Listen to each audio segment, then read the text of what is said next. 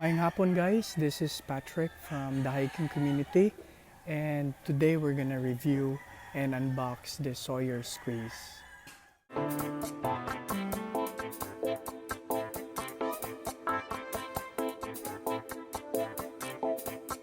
So to start things off, medyo lahi ni siya sa mga previous videos na akong gipost because today we're gonna unbox this Sawyer Squeeze water filter and I'm gonna give you some tips on how to use this and why you need this. So we're gonna unbox this thing. Tanaw na to unsay sulod.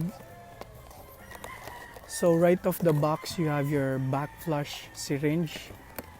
I'm gonna talk about that later. And in the box as well you have 3 water bags. You have 0.5 half a liter, you have 1 liter bag, and then you have the biggest one, 2 liter bag. And in the box, this is your main filter. Nasya ka ng pop-up cap which is removable. Pwede po mo na siya ilisan og laing cap. Same ani kaning nasa Coke bottle or any caps. Dagang mo fit dire na cap. And on the bottom end na kay back flush cap pod. We're gonna talk about this later. So this is the filter. Nasya instructions on the body. Flow, so dirty water goes through here and then comes out here. Nasya cover, and then you pop this up, then you can drink straight. Oh, napay tubig. You can drink straight from the cap. So first, since na-finish na to siya unbox, no, I wanna talk about what is a water filter first para na mo understanding. In general, we have water filter like this one, and then we have what we call water purifier. Now, ang main difference sa isa ka water filter is it filters bacteria, protozoa, and cysts and other common waterborne na contaminant. Now, ang difference niya sa isa ka water purifier is ang water filter only filters bacteria, protozoa, and cysts. It doesn't filter viruses. So if you need to filter viruses, which is much smaller compared to bacteria, you will need a water purifier, just like the MSR Guardian water purifier, which would cost you about 15,000 pesos. So this one's much cheaper and much logical for the type of backpacking that I do. And inside the box, you have instructions on how to use the filter and how to clean your filter. On the bag as well, you have printed instructions on how to backwash the filter. Kung saan mo paglimpyo sa mong filter, kung saan mo pag-store sa bags o sa filter for long-term storage, na siya sa bag naka-print. So, very straightforward, dali lang siya masabtan. And also, it says on the box, they guarantee 1 million gallons of water. So, it's great for group backpacking. And kung ikaw lang mo gamit ani, maniguwang na lang ka if you take care of this properly, mo work gyapon siya. So, ingana kasulit ang Sawyer microfilter. And then right now, I'm gonna show you multiple ways on how to use this. Let's start with the bag. So just make sure na kung unsan yung ginagamit na pang salod sa dirty water, all throughout sa imong backpacking trip, kana lang jud imo ang gamiton for dirty water. Dili siya pwede mag-interchange to prevent cross-contamination or you will defeat the purpose of your water filter. So starting with the free bag, let's say this 2 liter bag, simply screw it.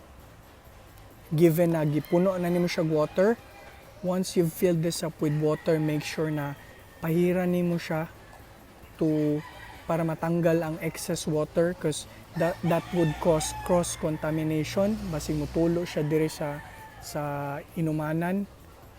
Well, it will defeat the purpose of the filter. So let's screw this real quick. not so tight, basta dili lang siya moawas. So given na puno ni siya water and then napunasan ninyo mo siya, you can just simply remove the cap and then you can drink straight from the filter. You can use this as a gravity filter as well. If you can see at the bottom of the water bag, na-share ka ng solid part na pwede nimo butasan. Butangan nimo siya og tali, magbuhat ka og knot, isabit nimo siya sa punuan and then let gravity do its work. No? Let's say nakatali siya sa punuan, naka-open siya, tapos itutok lang nimo siya sa imuang water bottle. Also, if you don't wanna carry this and you don't wanna carry your Nalgene because this weighs 200 grams, walay unod, I usually bring a 1.5 liter Coke bottle. So as you can see here, kani siya very flexible, mas screw pud ni siya on top of this. Like that. Make sure it's tight. Butang nimo sa mong bag, you can drink straight.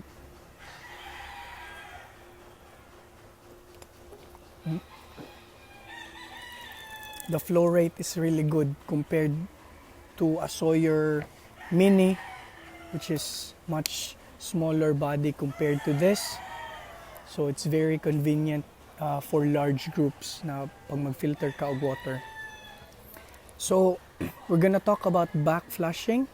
You have this syringe, you don't have to carry this. Just make sure that you clean your filter before your backpacking trip. So as you can see here, flow, dirty water to clean water.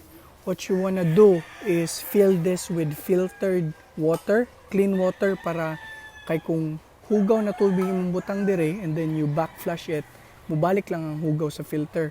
So you wanna make sure na ang mga sediments dira, ang mga bacteria na natrap sa filter is ma-back flush siya.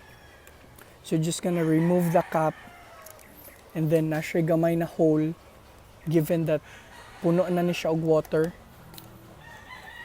filtered water, just sulod lang nimo siya dire and then you start back flushing para katong mga natrap na bacteria matanggal siya. You can use this one as well, na siya cap, tanggalon nimong cap, screw this on and then start back flushing. Either way will do, depending, all depends on you.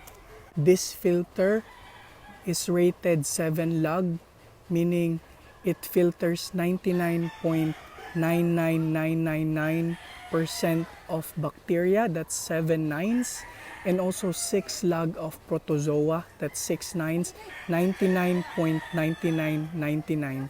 6 lugs of protozoa, 7 lugs of bacteria. So to wrap things up, why I chose this filter over the other, the Katadyn can only guarantees 1,000 liters of safe drinking water. This one, 1,000,000 gallons of water. So I like the ease of use. As you can see, you have multiple ways of filtering your water. This weighs about 90 grams per tinggaan, and also the flexibility of it, like dili na nimo siya magamit sa camping if you're a prepper or if you live in an area where evacuation is frequent and wala ka balo kung mag-evacuate mo na by safe drinking water. You can bring this one to ensure that you have safe, clean drinking water every time. So that's it. I got this from PSP Outdoor Shop, my friend from Manila, about 2,800 or 2,800 pesos, but this would last me a lot of years, so very solid siya. That wraps up the video. If you have other questions or clarifications about the Sawyer Squeeze water filtration system, please leave a comment. And also, if you have suggestions on the next video that you want to see, please leave a comment as well. Please don't forget to like and subscribe In the past, 80% sa akong viewers wala nag-subscribe.